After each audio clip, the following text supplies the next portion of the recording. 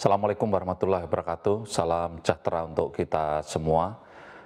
Saya atas nama keluarga besar BKKBN dalam hal ini menyampaikan sejalan dengan arahan Bapak Presiden, Bapak Jokowi dalam menghadapi musibah atau wabah pandemi virus corona yang kita kenal dengan COVID-19 yang telah mendunia ini, maka kami BKKBN mengajak seluruh keluarga yang ada di Indonesia untuk menjalankan 8 fungsi keluarga dengan baik.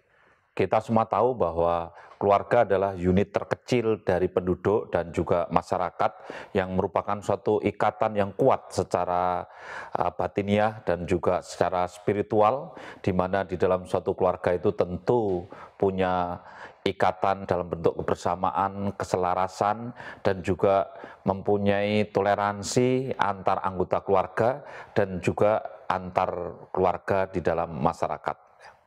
Fungsi pertama dalam keluarga adalah fungsi agama. Tentu sudah seyogianya kita semua sebagai keluarga, sebagai makhluk yang beriman, agar dalam menghadapi adanya wabah corona, kita harus tenang, tidak panik, dan tentu kita semua meluruskan niat, menyempurnakan ikhtiar, dan selebihnya kita berdoa serta berserah diri kepada Tuhan Yang Maha Kuasa. Fungsi yang kedua ini tidak ada kalah pentingnya, yaitu adalah fungsi sosial dan budaya, di mana kita tahu bahwa kita adalah sebagai makhluk sosial dan juga berbudaya. Oleh karena itu, saya mengajak kepada para orang tua harus bisa mengajak kepada anggota keluarganya, anaknya, untuk membudayakan hidup bersih dan juga sehat di lingkungan keluarga masing-masing. Tentu kemudian juga kita harus punya kepedulian baik terhadap diri sendiri, kepada sesama anggota keluarga, dan juga kepada semuanya untuk mencegah terjadinya penularan corona atau COVID-19 ini. Satu fungsi yang juga sangat penting yaitu fungsi yang ketiga, yaitu fungsi cinta kasih. Kita semua tahu keluarga punya fungsi yang sangat luhur, yaitu fungsi cinta kasih sesama keluarga antara bapak, ibu, anak, dan juga saudara yang ada dalam keluarga.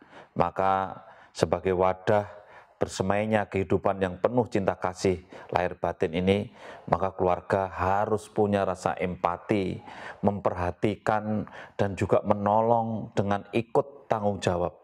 Terlebih jika ada keluarga yang dalam hal ini dicurigai atau bahkan sudah ada yang positif menderita infeksi virus corona. Fungsi keempat adalah bagaimana keluarga bisa menjadi suatu pelindung. Oleh karena itu, fungsi perlindungan adalah sangat penting. Di mana jika fungsi perlindungan ini berjalan dengan baik, maka keluarga sebagai tempat berlindung yang aman dan nyaman bagi anggotanya. Oleh karena itu, dalam rangka untuk mencegah terjadinya penularan infeksi virus corona ini juga, saya berharap di dalam keluarga kita terapkan etika, cara hubungan antar satu dengan yang lain, kemudian saling ingat mengingatkan antara satu dengan yang lain. Ketika keluarga itu semua taat dengan aturan, himbauan dalam rangka mencegah infeksi corona, maka kemudian anggota keluarga akan merasa aman. Dan itulah peran keluarga dalam perlindungan. Dan fungsi kelima ini adalah sangat esensial, yaitu fungsi reproduksi. Oleh karena itu, dalam rangka mengantisipasi penularan virus corona kepada keluarga, marilah keluarga yang rentan seperti ada ibu hamil, ada bayi, ada balita, ini adalah orang-orang yang sangat penting untuk kita lindungi. Kita tahu ketika ada ibu hamil yang panas, batuk, pilek, dan apalagi positif corona, maka sangat besar pengaruhnya terhadap kesejahteraan janin yang ada di dalamnya, dan tentu menjadi suatu ancaman kesehatan bagi ibu dan juga bayi. Oleh karena itu, kita harus lindungi bersama ibu hamil. Begitu juga bayi, bisa dibayangkan ketika bayi itu kemudian demam, batuk pilek, dan kemudian dia rewel, maka ini efeknya akan menjadi banyak ketika bayi itu daya tahannya belum begitu bagus, dan juga balita tentunya. Sehingga marilah kita bersama-sama bisa meningkatkan daya tahan anggota keluarga kita, khususnya yang rentan tadi, dengan memberikan nutrisi yang cukup, gizi yang cukup, makanan yang cukup, kemudian juga memberikan perlindungan yang cukup. Dengan demikian maka fungsi keluarga dalam hal reproduksi untuk orang hamil, untuk bayi, anak-anak, dan untuk orang tua bisa berjalan dengan baik. Yang keenam adalah fungsi keluarga dalam hal pendidikan dan juga sosialisasi. Oleh karena itu, saya mengajak kepada para orang tua untuk bisa memberikan pelajaran yang terbaik untuk anggota keluarga dan untuk anak-anaknya. Ini satu hal yang penting, bagaimana mengecek anak kita, apakah dia kalau batuk, cara menutup mulutnya sudah bagus atau belum, benar atau belum. Kemudian kalau dia perlu pakai masker, apakah dia sudah pakai masker dengan baik atau belum. Kemudian juga bagaimana apakah dia kalau menggunakan fasilitas-fasilitas yang sifatnya umum dan tangan bersentuhan, apakah kemudian sudah tertib mencuci tangan dengan baik atau belum. Ini adalah bagaimana cara memberikan pelajaran kepada anggota keluarga. Ini adalah menjadi tanggung jawab fungsi pendidikan bagi keluarga. Saling ingat mengingatkan bagaimana cara kita menjaga diri dan menjaga anggota keluarga agar tidak tertular oleh virus corona. Fungsi yang ketujuh yaitu adalah fungsi ekonomi. Maka marilah kita maknai bersama bahwa di dalam situasi seperti ini tentu justru kita bisa melakukan hidup hemat. Kami sarankan kepada semua keluarga untuk kemudian tidak boros bepergian yang tidak penting.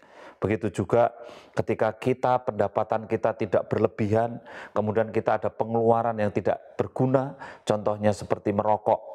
Ya, dimana kalau kita merokok juga tenggorokan itu jadi terasapi, kalau kita ada gejala batuk pilek tentu ini juga membuat peradangan di tenggorokan menjadi lebih berat. Ini adalah bentuk-bentuk bagaimana kita bisa efisien, hemat, dan kemudian kita bisa menahan diri dari hal-hal yang tidak dipentingkan secara ekonomi. Fungsi yang kedelapan adalah fungsi pembinaan lingkungan. Kala kita ada wabah virus corona ini, tentu kita tidak mudah mengadakan kegiatan-kegiatan yang sifatnya berkumpul bersama-sama, bergotong royong. Akan tetapi kita masih bisa melakukan kegiatan-kegiatan untuk membersihkan lingkungan. Sebagai contoh, kita membersihkan lingkungan tanpa harus secara gotong royong serentak, tetapi masing-masing dengan tetap menjaga jarak antar satu dengan yang lain, kemudian kita ciptakan lingkungan kita yang bersih. Saya kira ini masih sangat mungkin sekali. Ini contoh kepedulian kita kepada lingkungan. Nah, oleh karena itu, tanpa harus kita mengurangi kehati-hatian untuk saling menular, tentu gotong royong dalam arti menyelesaikan kepedulian terhadap lingkungan tetap bisa dikerjakan dalam rangka untuk mencegah terjadinya penularan virus corona.